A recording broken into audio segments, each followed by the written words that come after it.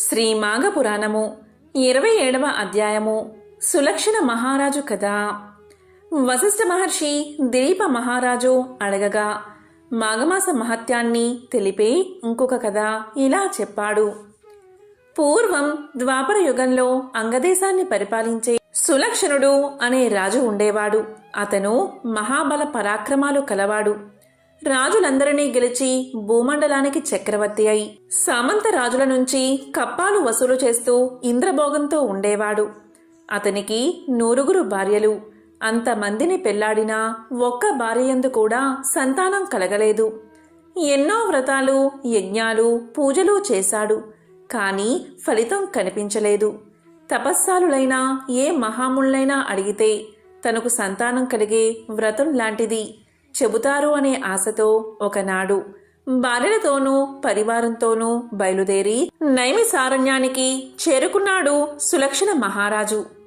నైమిసారణ్యం పరమ నైష్ఠికులైన మహర్షులుండే పవిత్ర ప్రదేశం కదా. మరి సులక్షణుడు అక్కడికి వెళ్ళి వినయ విధేయతలతో సౌనకాది మహాముళ్లను దర్శనం చేసుకుని వారికి సాష్టాంగ నమస్కారాలు చేసి ఇలా పలికాడు.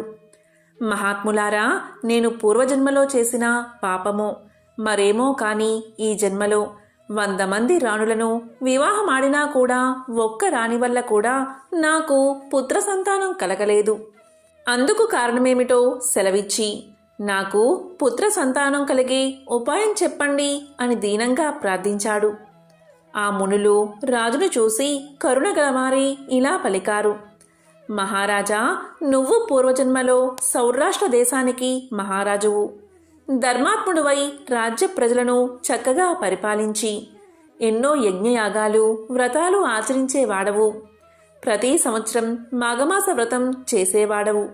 కానీ మాఘశుద్ధ సప్తమి అనగా రథ సప్తమి నాడు అన్ని దానాలు, ధర్మాలు చేసేవాడువు. కానీ ఎప్పుడూ కూష్మాండ దానం అంటే గుమ్మడి పండు దానం చెయ్యలేదు. ఆ దోషం చేత నీకీ జన్మలో సంతానం కలగలేదు.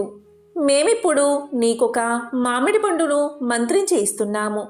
దీన్ని నువ్వు ఇంటికి తీసుకుపోయి దేవమందిరంలో ఉన్న దేవుడికి పూజ చేసి దీన్ని నైవేద్యంగా సమర్పించిన తర్వాత నీ రాణులందరికీ చిన్న చిన్న ముక్కలుగా కోసి తినిపించు.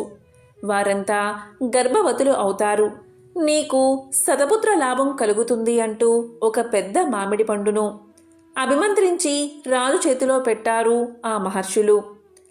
దీంతో రాజు చాలా సంతోషించి మహర్షులకు అనేక కృతజ్ఞాభివందనాలు సమర్పించి తన రాజసౌధానికి చేరుకున్నాడు.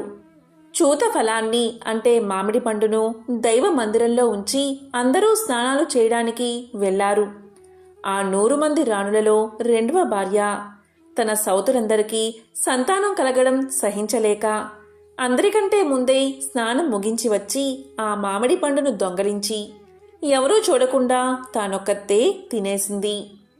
ఇక రాజు రాణులు స్నానాలు చేసి అలంకరించుకుని దేవుడి పూజా మందిరంలోకి వచ్చేసరికి అక్కడ పెట్టిన మామిడి పండు కనిపించలేదు. ఎవరు తీశారని అంతఃపురంలో గగ్గోలు బయలుదేరింది. రాజు అందర్నీ విచారించాడు. చివరికి 2వ రాణి దొంగలించి తినేసినట్లు తెలిసింది. రాజు మాత్రం ఏం చేయగలడు? కొన్నాళ్లకు చిన్నరాణి గర్భవతి అయ్యింది. మహారాజు మునులు చెప్పిన మాటలు నిజం అయ్యాయని చాలా సంతోషించాడు. చిన్నరాణి గర్భవతి కావడం మిగిలిన రాణుల అసూయకు మూల కారణమైనది. ఆమెకు గర్భస్రావం అయిపోవాలని వారెన్నో ఉపాయాలతో చాలా ప్రయత్నాలు చేశారు. మునుల ఆశీర్వచన బలం వల్లనో దైవ నిర్ణయ బలం వల్లనో వారు చేసిన ప్రయత్నాలలో ఏ ఒక్కటి ఫలించలేదు. చిన్నరానికి వారు పెట్టిన మందుల ప్రభావం వల్ల ఆమె మతిచెడి పిచ్చిదైపోయింది. ఆ స్థితిలో ఆమె ఒకనాడు ఎవ్వరూ చూడకుండా అడవిలోకి వెళ్ళిపోయింది. అడవిలో చిన్నరాణి తిరిగి తిరిగి అలసిపోయి స్పృహ తప్పి ఒకచోట పడిపోయింది. ఆ సమయంలోనే ఆమె ప్రసవించి ఒక మగబిడ్డను కన్నది.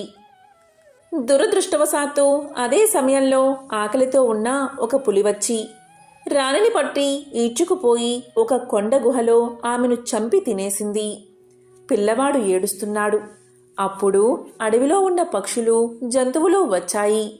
పక్షులు తమ రెక్కలతో ఎండ తగలకుండా కాపాడాయి. జంతువులు ఎక్కడ్నుంచో బాగా పండిన పళ్ళు తెచ్చి ఆ పళ్ళ రసంతో అతనికి ఆకలి తీర్చాయి. ఆ విధంగా 2-3 ఏళ్లు గడిచాయి. పిల్లవాడు ఆ జంతువులతోనూ పక్షులతోనూ ఆడుకుంటూ ఒక్కడే బతికేస్తున్నాడు. ఒకప్పుడు ఆ కుర్రవాడు ఒక సరస్సు ఒడ్డున ఆడుకుంటున్నాడు. ఆనాడు మాఘశుద్ధ పూర్ణిమ పర్వదినం కావడం చేత దగ్గర ఊళ్ళవారంతా ఈ సరస్సులో స్నానం చేసి వెళ్తున్నారు.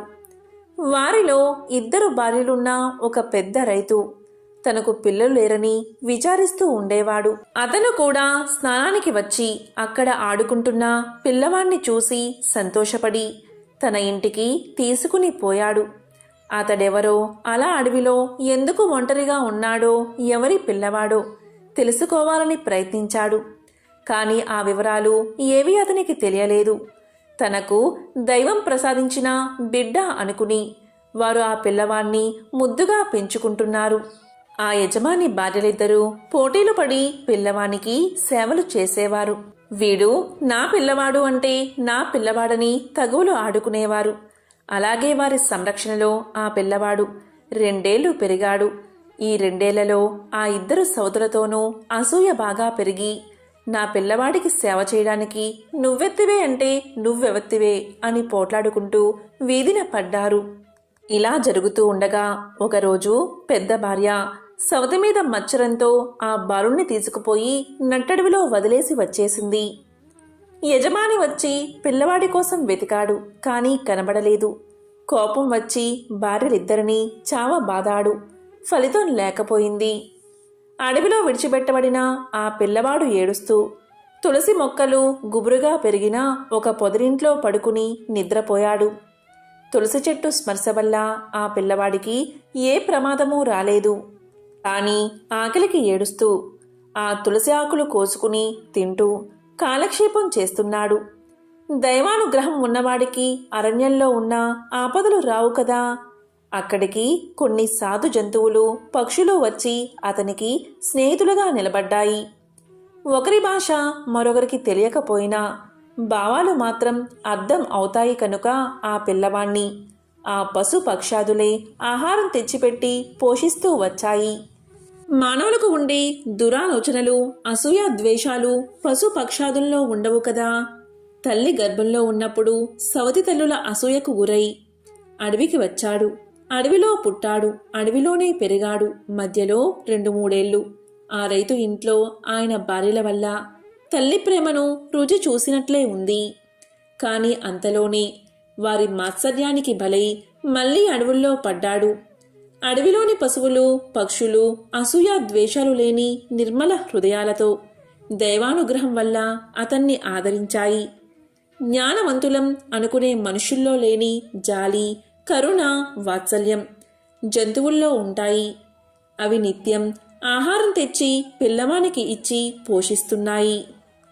బాలుడు ఎప్పుడూ కూడా ఆ తులసి పొదలోనే నివసిస్తూ తులసి స్పర్శతో ఉండడం వల్ల అతని మీద ఎవ్వరూ ఊహించినంతగా దైవానుగ్రహం ప్రసరించింది. 2-3 ఏళ్ల పాటు బ్రాహ్మణుడి ఇంటిలో ఉన్నందువల్ల అతనికి మానవులు మాట్లాడే భాష వచ్చింది. దాంతోపాటు భగవత్ అనుగ్రహం తోడయింది. ఆ ప్రయత్నంగా అతని నోటి వెంట శ్రీహరి, కేశవ, నారాయణ, మాధవ, పద్మనాభ, వాసుదేవ వంటి శ్రీ మహావిష్ణు యొక్క నామాలు వినిపిస్తూ ఉండేవి. ఆ పిల్లవాడు ఒక తులసి పొదలో కూర్చుని భగవంతుడి నామాలు జపిస్తేనే అతని మీద భగవంతుడి కరుణా కటాక్షం ప్రసరించి నోరులేని పశు పక్షాదులచే సేవలు చేయిస్తుంది.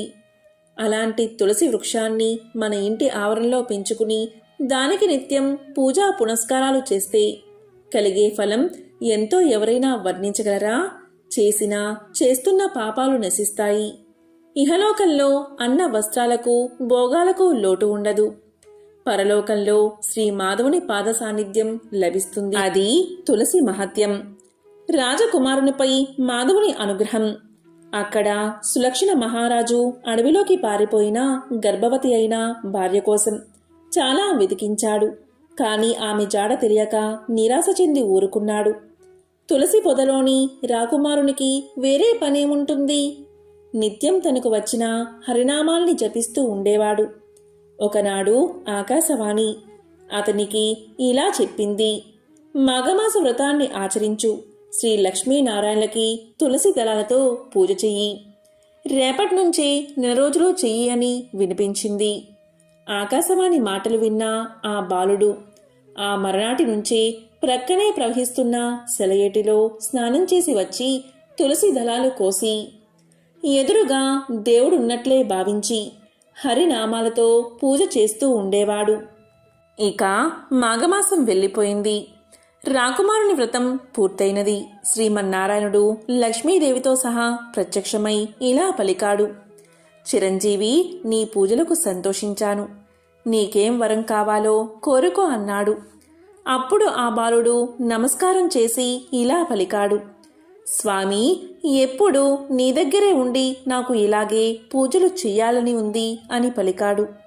అప్పుడు శ్రీనాథుడు ఇలా అన్నాడు: బాలక, నువ్వు మహారాజువై చాలా కాలం భూమిని పాలించే యోగముంది. నువ్వు జీవించినంతకాలం పుత్ర పౌత్రాది సంపదలతో తులతూగి చివరికి నా సన్నిధికి వద్దువు కాని ప్రస్తుతం మీ తండ్రి దగ్గరకు వెళ్ళు.